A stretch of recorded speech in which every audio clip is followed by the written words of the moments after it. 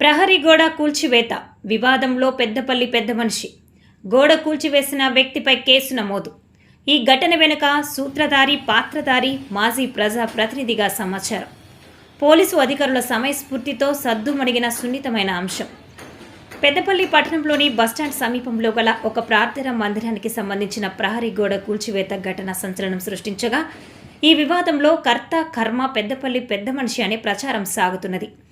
పలిమేల మద్యం వ్యాపార కుంభకోణంతో పాటు ఇటీవల పెద్దపల్లి పట్టణంలో చోటు చేసుకున్న వివాదంలో ప్రత్యేక విమర్శలు ఎదుర్కొన్న పెద్దపల్లి పెద్ద మనిషిగా చలామణి అవుతున్న ఒక మండలానికి చెందిన మాజీ ప్రజాప్రతినిధి తాజా వివాదంలో కూడా వేలు పెట్టినట్టు TMR9కు ఖచ్చితమైన సమాచారం.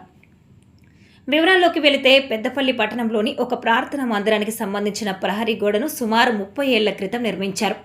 ఒక ఫ్లాట్ స్థలానికి రహదారి కావాలనే ఆలోచనతో యజమాని JCB సహాయంతో గోడను గత గురువారం కూల్చివేశారు.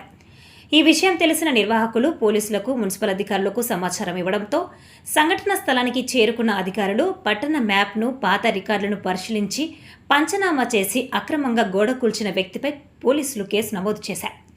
ఈ వివాదంలో ప్రధాన పాత్ర పోషించిన పెద్దపల్లి పెద్ద మనిషి కూల్చివేతకు ముందే మత పెద్దలతో, మున్సిపల్ అధికారులతో రాయబారం నడిపి గోడ తొలగించి దారి ఇవ్వాలని ఒత్తిడి తెచ్చడానికి తెలుస్తుంది. వారు అంగీకరించకపోవడంతో ఏకంగా గోడ కూల్చివేయించాడు. గోడ కూల్చింది ఫ్లాట్ యజమాని అయినా వెనక ఉంది పెద్దపల్లి పెద్ద మనిషి అనేది బహిరంగ రహస్యం. సున్నితమైన అంశం కావడంతో ACP Gajjikrishna, CI Praveen, SI Lakshmanarao సమయస్ఫూర్తితో వ్యవహరించి సమస్యను సద్దుమణిగేలా చేశారు. గోడ కూల్చిన రాజుపై కేసు నమోదు చేయగా గోడను నిర్వాహకులు తిరిగి నిర్మించుకున్నారు. ఆర్థిక లావాదేవీల కోసం సున్నితమైన అంశమని చూడకుండా పెద్దపల్లి పెద్ద మనిషి చేసిన ఘనకార్యంపై చర్చ సాగుతుండగా అధికార బలంతోనే ఈ చర్యలనే విమర్శలు వెల్లువెత్తుతున్నాయి.